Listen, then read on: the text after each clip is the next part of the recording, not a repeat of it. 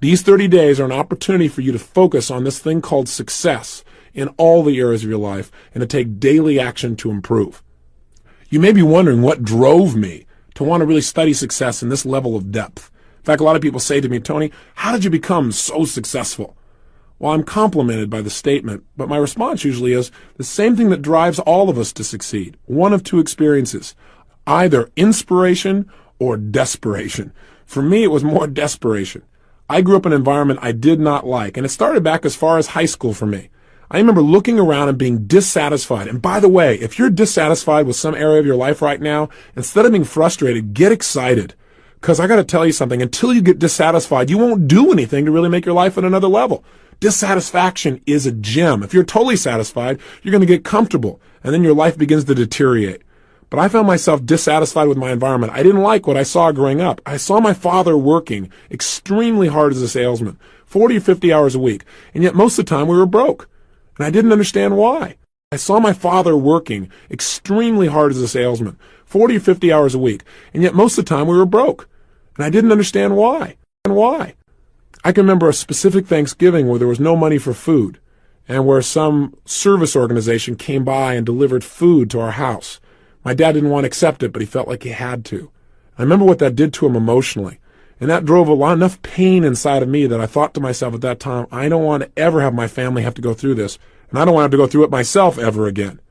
I thought someday I'm going to master financial success so I can not only help myself, but the people around me. And that was a driving force for my success in that area.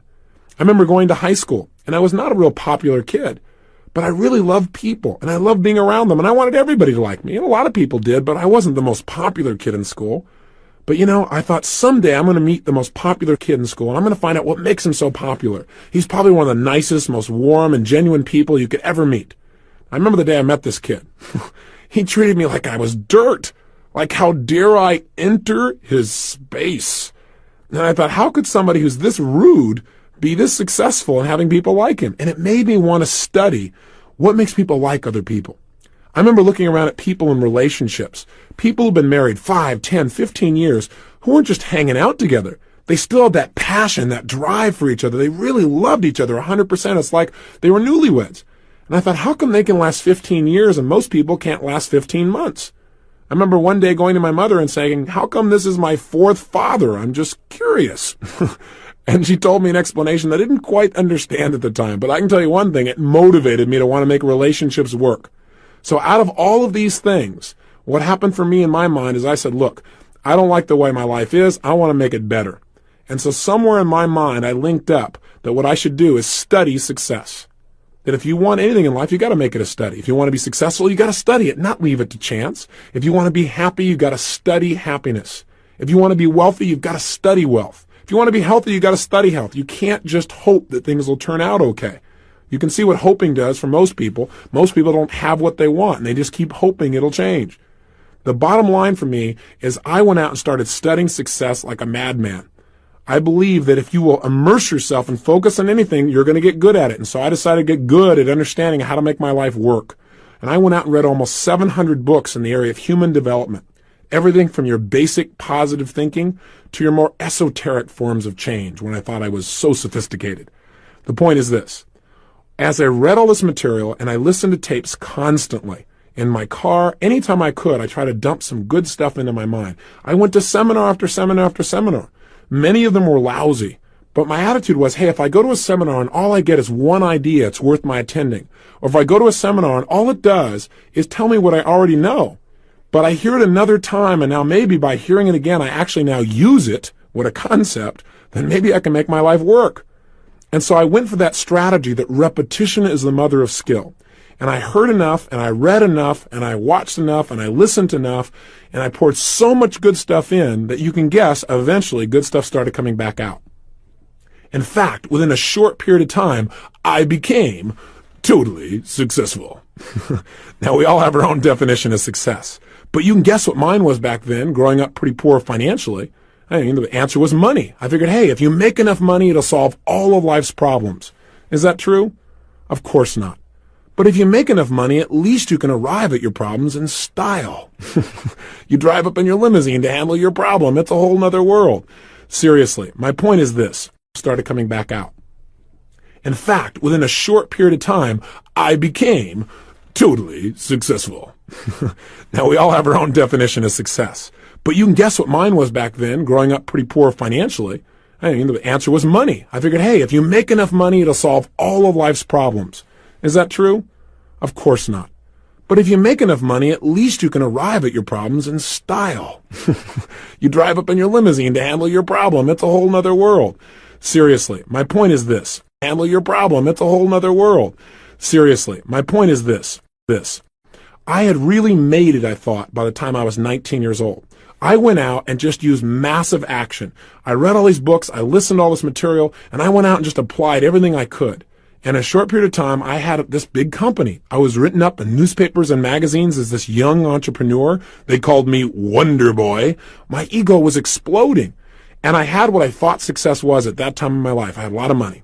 I was making about $10,000 a month in income, which for a 19-year-old kid, for anyone, seems like a lot of money, seems like a lot of success.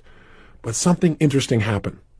And the interesting thing that happened was I'd never had that level of success before. I'd never had that many people liking me and acknowledging me. I'd never had that much money. I'd never had that kind of experience. It was beyond my comfort zone. Now, I'm not talking about consciously now. See, consciously, I thought I wanted more and better and all these other kinds of things, but subconsciously, I believe that most of us have a subconscious idea of what we think we deserve. I mean, imagine it as if it's a thermostat attached to your brain. If we have a thermostat in this room and we set it at 68 degrees, and it's not hot enough in here, things aren't moving, it's not warm enough, and the temperature drops down to 62 degrees, what's going to happen? The heaters kick on. All of a sudden, what happens? Anxiety. Your brain says, hey, we got to make it better than this. This isn't good enough for me. And sure enough, all of a sudden, you get this push, this drive to change things. And that's what happens in life when it's not good enough. When your life does not represent right now what you think it should be like. What's interesting, though, that most people don't realize is it happens on the other side, too. What do I mean? I mean, if you set it at 68 degrees and all of a sudden things start going really well, hey, it starts heating up in here. We start cranking. If it gets up around 72, 73 degrees, what happens in this room? The air conditioners kick on and you begin to sabotage your own success and you drop right back down to where you subconsciously think you deserve to be in your relationships and your economics and your level of acknowledgement. Does this make sense to you? It doesn't make sense intellectually, but it does make sense when you start studying how human beings behave. And that's what I did. I began to sabotage my own success. How? I started to not show up for key meetings. I started to treat people harshly who didn't deserve to be treated harshly at all. I started eating like I was going out of style. I was never into drugs or alcohol, but I used food like it was a drug. If I didn't like how I felt, well, I just eat something. That was going to change how I felt. But then I looked in the mirror and I was getting fatter and I felt worse, so I ate some more. And it just didn't work. I got caught up in this vicious circle, so much so that within 2.5 months, I gained 38 pounds. That is not easy to do. You have to eat tons of food and not move very much to pull that off, which I managed to do. The bottom line is this, though. As I began to sabotage, it didn't stop with me. It started to affect everyone around me. I fired almost everyone in my company. I only had about 3 employees left. And I'd fired them too, but every time I go there, you're fired, they go, I know, and they just keep on working, thinking sooner or later things would work out and I'd become sane. So that within 2.5 months, I gained 38 pounds. That is not easy to do. You have to eat tons of food and not move very much to pull that off, which I managed to do. The bottom line is this, though. As I began to sabotage, it didn't stop with me. It started to affect everyone around me. I fired almost everyone in my company. I only had about 3 employees left. And I'd fired them too, but every time I go there, you're fired, they go, I know, and they just keep on working, thinking sooner or later things would work out and I'd become sane. Just keep on working, thinking sooner or later things would work out and I'd become sane. I went totally broke financially, and I moved into a little 400 square foot bachelor apartment in Venice, California. No kitchen, washing my dishes in the bathtub, waking up each morning with major goals, things like, what am I going to eat today? And what's going to happen to Luke and Laura on General Hospital, my favorite program at the time? So how do I get to be here with you? How did my life turn around? Well, the answer is it wasn't just by more information. It wasn't just by more technology, although that made a difference. What made the big difference for me is a friend came by, someone I hadn't seen in about 2 years. And the reason he came by to visit me and had to track me down is he couldn't call me on the phone because my phone was disconnected. At this point, my nickname had gone from Wonder Boy in the newspapers to just Boy. I was hiding from my creditors, trying to survive. He came to my house and basically he put it on me. He couldn't believe how much I deteriorated, and he was a true friend. He wasn't mean, he wasn't vicious, but he was strong. And he said, look, you're worth more than the way you're living. I mean, what happened to you? You know all this stuff. You know all the books and the tapes, you've read it all, and your life is still not working. And I said, that's right. And that's because none of that stuff works. And he said, look, you're worth more than the way you're living. I mean, what happened to you? You know all this stuff. You know all the books and the tapes, you've read it all, and your life is still not working. And I said, that's right. And that's because none of that stuff works. And that's because none of that stuff works. Long story short, to say the least, I was jaded. I felt like I tried everything. Well, I learned something within the coming months that really changed my life. I learned that no matter what's happened in your past or how many times you tried and failed, none of that matters, because this moment is a fresh new opportunity. The past does not equal the future. If you've tried lots of programs in the past and nothing's quite kicked you over the edge, all that's done is gotten you ready for this 30-day program, in my opinion. And I think you're going to find it's going to be true. Because you're going to find the technology we're going to share with you in this program is different than anything else you've heard before. It won't just be affirmations. You're going to understand how your brain really works and how to use it to get real results. Else you've heard before. It won't just be affirmations. You're going to understand how your brain really works and how to use it to get real results. Hey, listen, I believe your brain is the most powerful computer on the planet. Use it properly and you can create virtually any result you want and give you almost any answer you want. But the problem is here we got this great computer, but no one gave us an owner's manual on how to use it. And it's not user-friendly. In this program, I'm going to show you how to operate and direct your own mind with more precision and power than ever before. But here's your part, and that's what this first tape and this first day is all about. One message. The message is this. What changes your life is not learning more. What changes your life is making decisions and using your personal power and taking action. That's what the definition of power is. Look it up in the dictionary. Power, the ability to act. Hey, that's what sets people's lives apart.